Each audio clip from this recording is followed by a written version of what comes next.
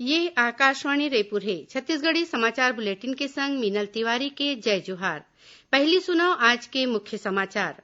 20 अप्रैल ले hot spot ला छोड़ के आने जगह म आने गतिविधि ला चलाए के छूट दे जाही। केंद्र सरकार ह दिन निर्देश।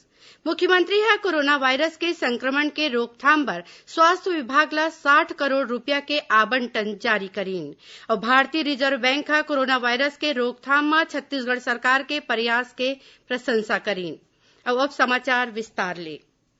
केंद्र सरकार ह छत्तीसगढ़ म चिन्हित करे गे जिला म हॉट स्पॉट ला छोड़ के आने जिला मन म 20 अप्रैल ले आने गतिविधि के मंजूरी दे बर राज्य सरकार ला अधिकार दे हे। निर्देश म कहे गे हे कि ये आने गतिविधि हॉट स्पॉट जोन म नहीं चलाए जाही।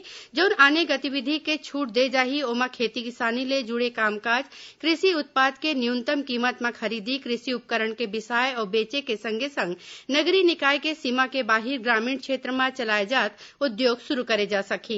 एकर संगे संग किराना राशन दुकान के संगे संग साग भाजी बेचे के काम पहिली असन शुरू हो जाही।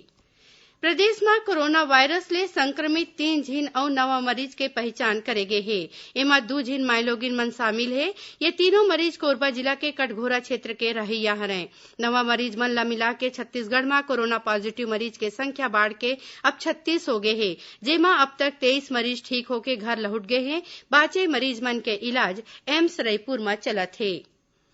मुख्यमंत्री भूपेश बघेल ह काली वीडियो कॉन्फ्रेंसिंग ले राज्य के जम्मो जिला म तालाबंदी के बेरा राहत और कोरोना वायरस के संक्रमण ला रोके खातिर करे गे काम के समीक्षा करीन। मुख्यमंत्री ह किहिन के जम्मो जरूरतमंद लोगन ला भोजन और राशन देवाए के बने व्यवस्था करे गे हे। जौन परिवार तीर राशन कारड नहीं है वहू मन ला राशन दे जाए। श्री बघेल ह किहिन की कोरोना वायरस के संक्रमण के रोकथाम बर आर्थिक संसाधन के कोनो किसम के कमी नहीं होही। स्वास्थ्य विभाग ला 60 करोड़ रूपिया के आवंटन जारी करे गे हे।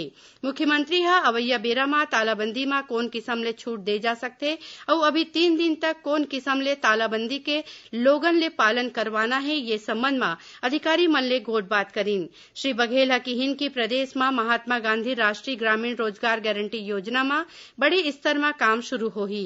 ग्राम पंचायत के सचिव और रोजगार सहायक मन ला ओखर मुख्यालय म मौजूद रहे के निर्देश दे बर कहे गे हे। गृह मंत्री ताम्रध्वज साहू ह आज रायपुर में जम्मू रेंज के पुलिस महानिरीक्षक और पुलिस अधीक्षक मन ले फोन में गोठ बात करके अवैया 3 मई तक लागू तालाबंदी के कड़ाई ले पालन कराए के निर्देश दीन। ओमन तालाबंदी के बेरा कानून व्यवस्था ला बने ढंग ले चलाए बर जरूरी दिशा निर्देश दीन। गृह मंत्री ह तालाबंदी ला 20 अप्रैल तक ज्यादा कड़ाई ले पालन कराए बर जिला के सीमा ला सील करे और जरूरी जिनिस दूध, फल, साग भाजी, राशन और दवाई के आपूर्ति में निगरानी राखे और जमाखोरी झन होवय एकर ध्यान राखे के निर्देश दिन हे। संगे संग नशीला जिनिस के अवैध बिक्री के शिकायत में जरूरी कार्रवाई करे बर किहिन। भारतीय रिजर्व बैंक ह कोरोना वायरस के रोकथाम में छत्तीसगढ़ सरकार के प्रयास के प्रशंसा करीन है। आज मुंबई में जारी रिपोर्ट में रिजर्व बैंक ह बताइन कि देश भर में तालाबंदी के बाद छत्तीसगढ़ जैसन राज्य में आर्थिक क्षेत्र में तेजी देखेगी। छत्तीसगढ़, पश्चिम बंगाल, तेलंगाना, ओडिशा, असम और कर्नाटक जैसन राज्य तालाबंदी होए के बाद किसानी के कामकाज में आगू हवय। छत्तीसगढ़ के 6 ठिन अस्पताल ला बने स्वास्थ्य सेवा और मरीज मन के बने इलाज खातिर केंद्रीय स्वास्थ्य मंत्रालय कोती ले राष्ट्रीय गुणवत्ता आश्वासन मानक प्रमाण पत्र दे गे हे। एकर संगे संग प्रदेश के 2 ठिन अस्पताल ला प्रसव कक्ष और मैटरनिटी ऑपरेशन थिएटर के बने सुविधा और गर्भवती माई लोगिन के देखभाल बर लक्ष्य प्रमाण पत्र दे गे हे। संगे संग केंद्रीय स्वास्थ्य मंत्रालय ह 2 जिला अस्पताल और 6 सामुदायिक स्वास्थ्य केंद्र ला प्रमाण पत्र दे हे। केंद्र सरकार कोती ले बलौदाबाजार जिला चिकित्सालय और राजनांदगांव जिला के छुई खदान सामुदायिक स्वास्थ्य केंद्र ला राष्ट्रीय गुणवत्ता आश्वासन और लक्ष्य दोनों प्रमाण पत्र दे गे हे। उन्हें महासमुंद जिला चिकित्सालय, भानु प्रतापपुर नगरी, लोरमी सामुदायिक स्वास्थ्य केंद्र ला राष्ट्रीय गुणवत्ता आश्वासन मानक प्रमाण मिले हे। ये उपलब्धि खातिर मुख्यमंत्री भूपेश बघेल और स्वास्थ्य मंत्री टीएस सिंहदेव ह सबो अस्पताल के अधिकारी और कर्मचारी मन ला बधाई दीन हे। छत्तीसगढ़ी समाचार बुलेटिन आप मन आकाशवाणी रायपुर ले सुना था। आगू बढ़े ले पहली आवा सुनन कोरोना ले बचाव बर ये जानकारी। देशभर में नोवेल कोरोना वायरस के बाढ़त संख्या ल देखत केंद्रीय स्वास्थ्य मंत्रालय ह सब्बो मन ल कुछ विशेष सलाह दे हे। मंत्रालय ह लोगन मन ला सामाजिक दूरिहा बनाए रखे के संगे संग साफ सफाई राखे बर अउ भीड़ भाड़ ले बाँचे के उपाय करे बर केहे हे। केंद्र सरकार ह केहे हे कि जरूरी सामान के आपूर्ति करे जावत हे अउ लोगन मन ला चिंता करे के कोनो जरूरत नहीं हे। मंत्रालय डहर ले यहू सलाह दे गे हे कि घरेलू सामान अउ डॉक्टरी सामान के खरीदी ओतकेच करे जाए जतका जरूरी हावय। जरूरी सामान ला खरीदे बर एक दो घांव बाहिर जाना ठीक हे। संगे संग लोगन मन ले हाथ मिलाए ले घलो बाँचना चाही। बाजार, दवई दुकान अउ अस्पताल मन म लोगन कम से कम 1 मीटर के दूरिया बनाए रखाएं। लोगन मन ला अपन आँखी, कान, नाक अउ मुंह ल छुए ले बचना चाही अउ थोरिक देर म 20 सेकेंड तक साबुन ले हाथ ल धोवत रहना चाही। अतका उपाय करे ले कोरोना ले बचे जा सकत हे। अउ अब आगू बढ़न बाचे समाचार कोती। स्वास्थ्य मंत्री टीएस सिंहदेव ह कोरोना वायरस संक्रमण के इलाज बर माना म बनाए गे विशेष अस्पताल के जांच करीन। ओमन इहाँ जम्मो सुविधा के जानकारी लीन अउ अधिकारी मन ला इलाज खातिर तैयार रहे के निर्देश दीन। खबर के मुताबिक स्वास्थ्य विभाग कोती ले राजधानी रायपुर के तीर माना के सिविल अस्पताल ला कोरोना वायरस के इलाज बर 100 बिस्तर वाले विशेष अस्पताल के रूप में तैयार करे गे हे।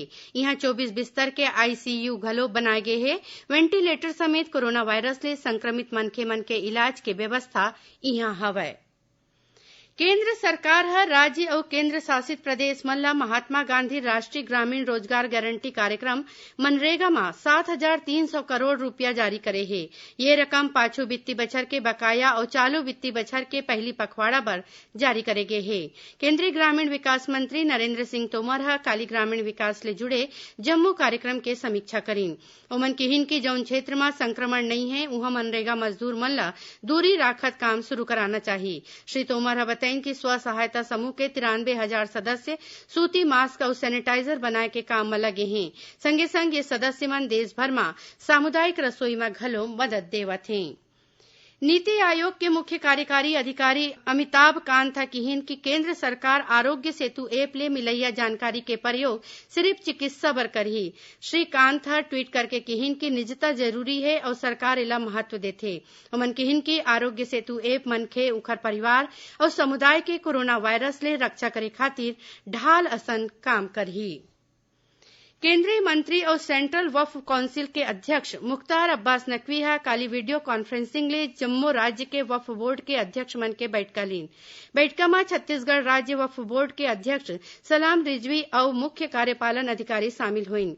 श्री रिजवी ह केंद्रीय मंत्री श्री नकवी ला जानकारी दीन कि कोरोना वायरस संक्रमण के रोकथाम खातिर केंद्र, राज्य सरकार और छत्तीसगढ़ राज्य वक्फ बोर्ड कोती ले आदेश निर्देश अपील जारी करे गे हे।